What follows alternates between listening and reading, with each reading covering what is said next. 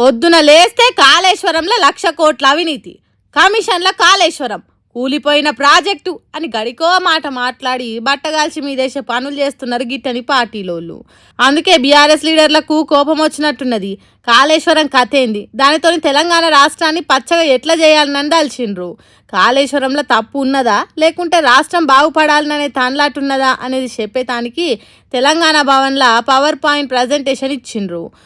ముందుగాల working president KTR మాట్లాడుకుంటా కాళేశ్వరం విషయంలో మాత్రం హరీష్ రావు గారు, కేసీఆర్ గారు 100 సార్లు చెప్పారు. కాళేశ్వరంలో 100 కంపోనెంట్లు ఉంటే ఒక్క కంపోనెంటు ఒక బ్యారేజ్, అందులో 3 బ్యారేజీలు, 19 రిజర్వాయర్లు, 21 పంప్ హౌజులు, 100 కిలోమీటర్ల సొరంగ మార్గాలు, 1000 కిలోమీటర్ల ప్రవాహ కాలువలు ఉన్నాయి. 100 కంపోనెంట్లు ఉన్నాయి. ఆ 100లో ఒకటి మేడిగడ్డ బ్యారేజు. అందులో మొత్తం 371 పిల్లర్లు ఉంటే 3 బ్యారేజీలు కలిపి 2 పిల్లర్లలో ఒక దగ్గర పగులు వచ్చింది.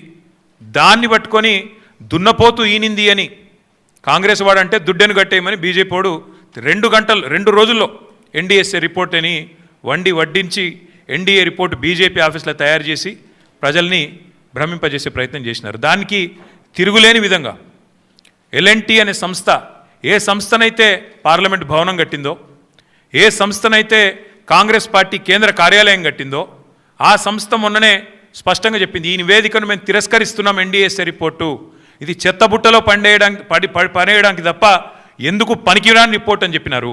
ఎలాంటి ఓడు ఎంత చెప్పినా కాళేశ్వరం బాగు చేయకుండా కమిషన్లు వేసి కాలం గడుపుతున్నది కాంగ్రెస్ సర్కార్ అన్నట్టు గరమైండు.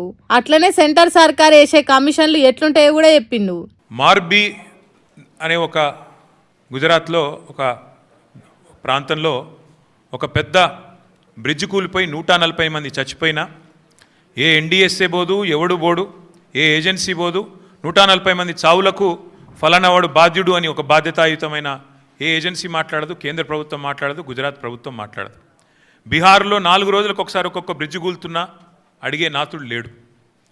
అదే తెలంగాణలో ఇక్కడ కాంగ్రెస్ ప్రభుత్వం ఉన్నప్పటికీ సుంకిశాల రిటైనింగ్ వాల్ కూలిపోయి 100 కోట్లు నష్టమైన ఎన్డీఎస్ఏ రాదు, ఎవడు రాడు.